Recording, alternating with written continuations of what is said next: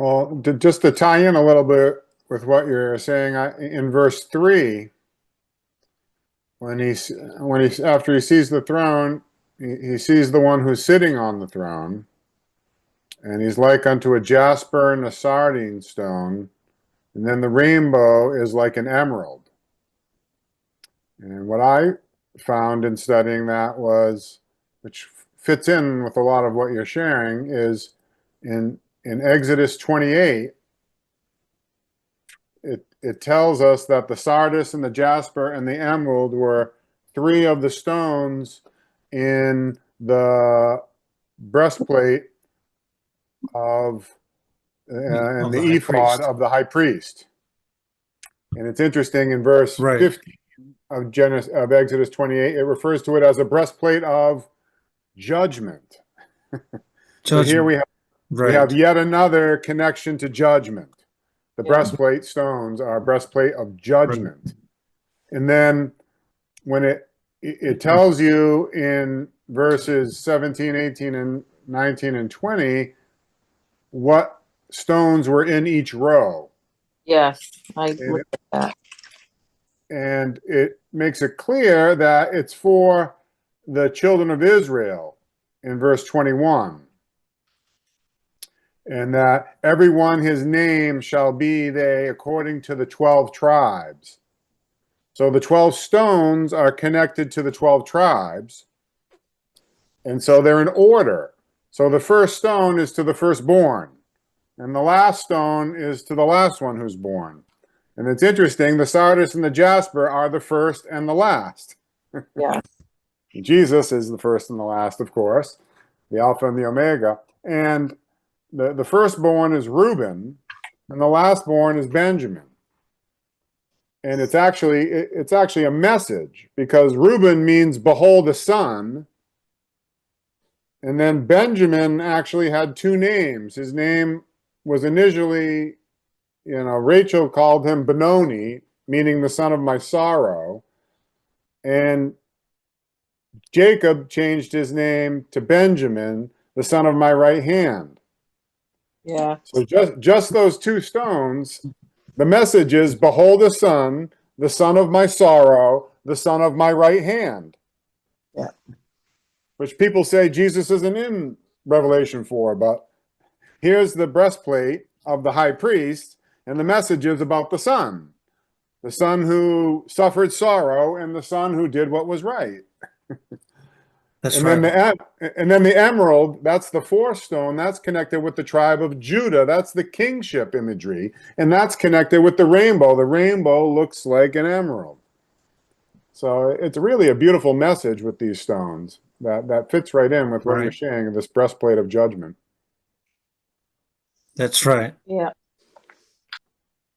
Yep, that's actually correct. Absolutely correct. I didn't jump there. I wasn't going to jump there, but that's fine. That's great, because that's exactly what's going on. Yes. So the message is, keep your eyes fixed on the sun. Behold. Do you remember what color jasper was? It didn't say. Yeah, some of the stones actually have different colors. So sometimes it's the color. Well, Sometimes it's the stone, the kind of stone itself. Right. Sardis is a mixture of color, but if it were to be, white, red, and blue, because isn't emerald like a blue green? An emerald's like, more green. Yeah, maybe a blue green. Well, I always connected the emerald to the rainbow, as you mentioned. Mm. And then I really had a hard time nailing down one color when you're talking about a rainbow. Mm. But I think the important part here that I've not said yet, but I'm to talk about later, is the idea of this right hand that you mentioned about Benjamin. Mm-hmm. Throughout Revelation, the right hand has to deal with the priesthood and the high priest.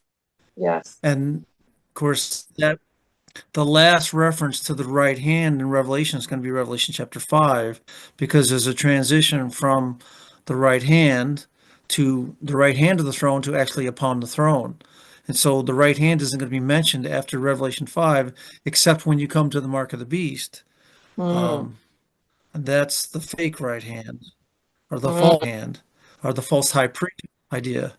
So the idea here of the stone and connected to the tribe of Benjamin and the son of my right hand or the son of my sorrow is truly connected to the imagery here of Revelation chapter 4, because obviously what happens when Jesus goes from the holy place, most holy place, is they have atonement, high priest judgment ministry. And then the other aspect of that's Church of Philadelphia. And then the other aspect of that, as you mentioned, that the emerald is connected to the tribe of Judah, which is the kingly aspect. That's the part to Laodicea, that at the time of Philadelphia and Laodicea, there was supposed to be an understanding of a transition from Christ's high priestly ministry to his kingly ministry. And all this imagery, all this symbolism is wrapped up right here in Revelation chapter 4 before you get to Revelation 5, which actually explains point blank in detail the transition from Christ being high priest to becoming king. And so this is the same, what we're talking about now is the same imagery that I've seen repeated over and over in Revelation that then comes to simple, plain language and symbolism in Revelation 5. And we're just beginning this, and we're already seeing the same connections. Yes.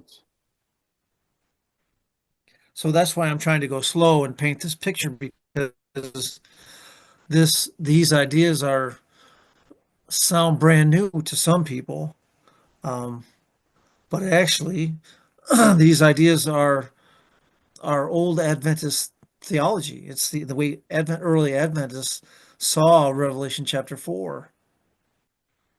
What are some of the writings of the pioneers that you found that are in harmony with this idea of Revelation 4?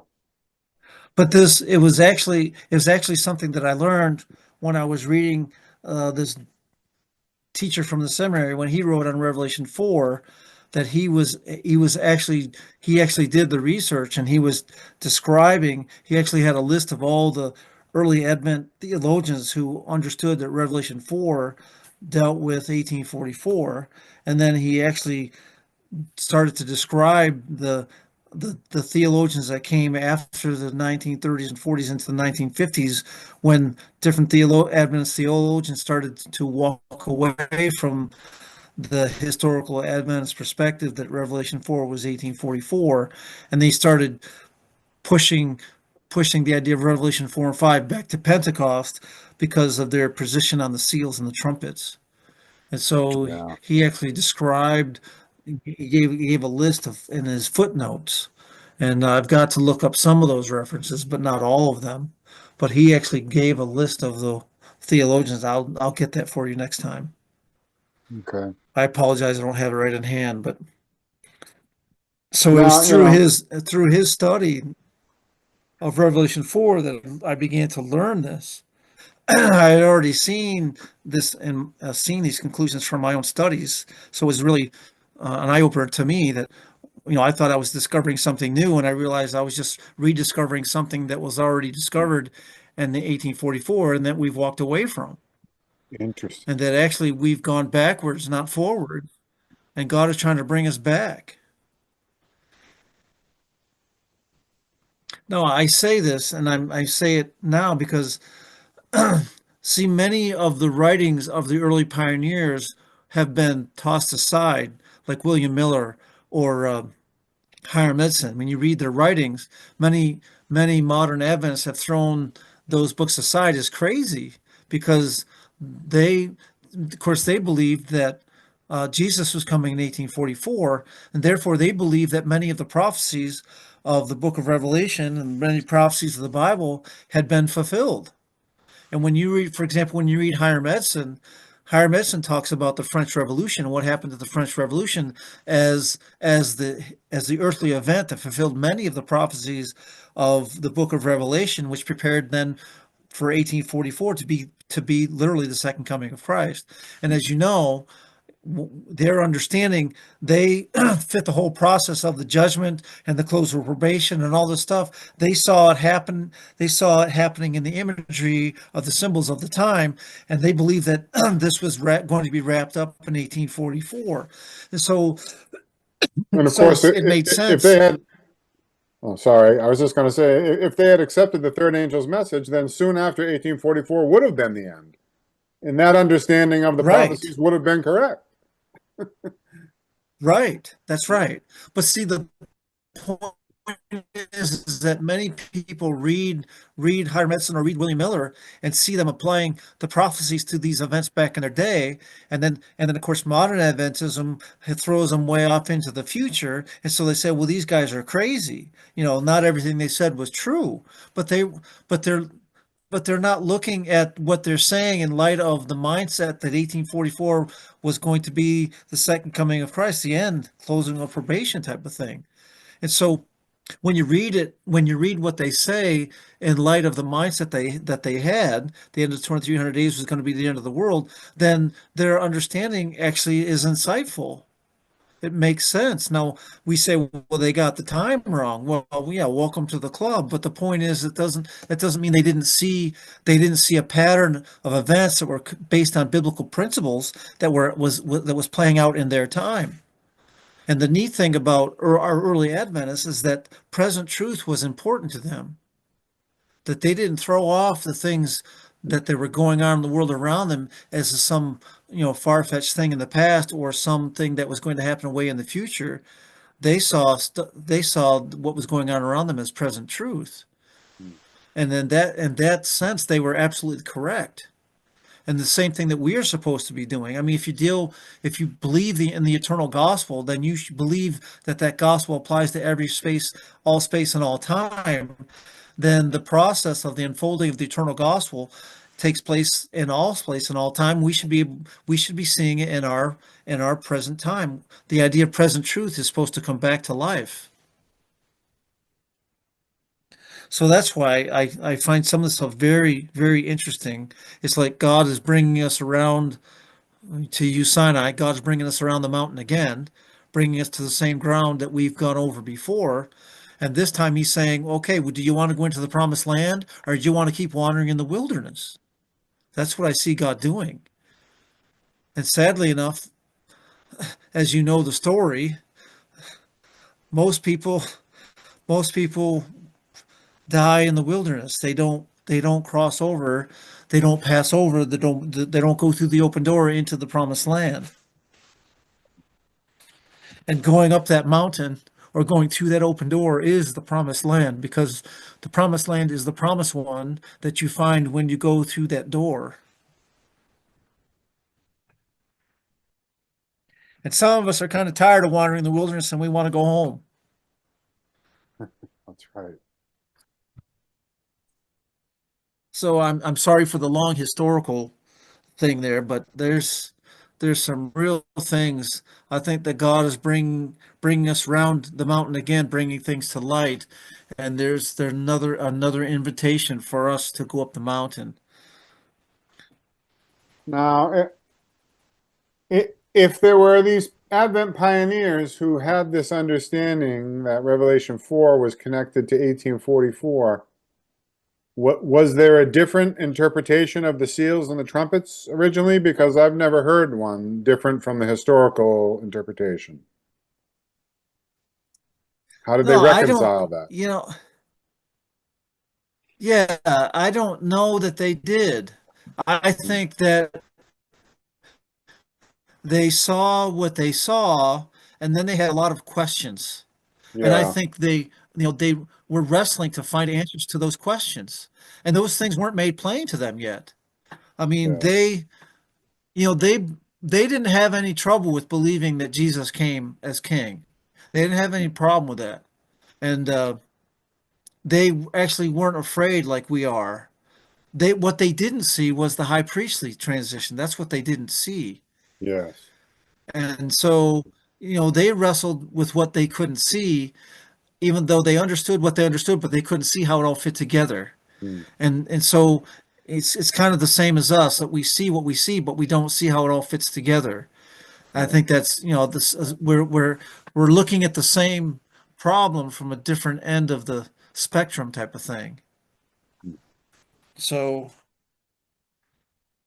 I've never heard a good explanation from early Adventists about the seals and the trumpets. Actually, my experience has been that many of the older Adventists that I used to know when I was a young guy and I would talk to them about these things, they they always wrestled. I remember that nice gentleman when I was in Berrien Springs, he was in his 90s and I was in my 20s, and I would sit and talk with him for hours, and he would always wrestle. He was desperately looking to find someone that could explain the seals and trumpets.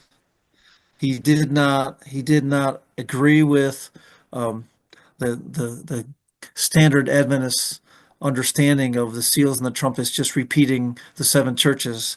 He didn't see any light in that, and he was desperately trying to find a biblical understanding. And he would go high and low. I remember driving him to some meetings that were like 2 hours away from where he lived. He asked me to take him because he was hoping that this guy was going to share some light on the trumpets. And of course, he got there and he was very disappointed. But and we talked about it on the way home. But yeah, I've knew many old Adventists when I was younger that were wrestling to find a biblical answer for the seals and the trumpets, rather than just adopting, you know, um, the adage that it was just a repetition of the seven churches. So, I mean, that's a great question, and of course, I don't know. I'm sure there were people that had some insight, but probably never wrote it down.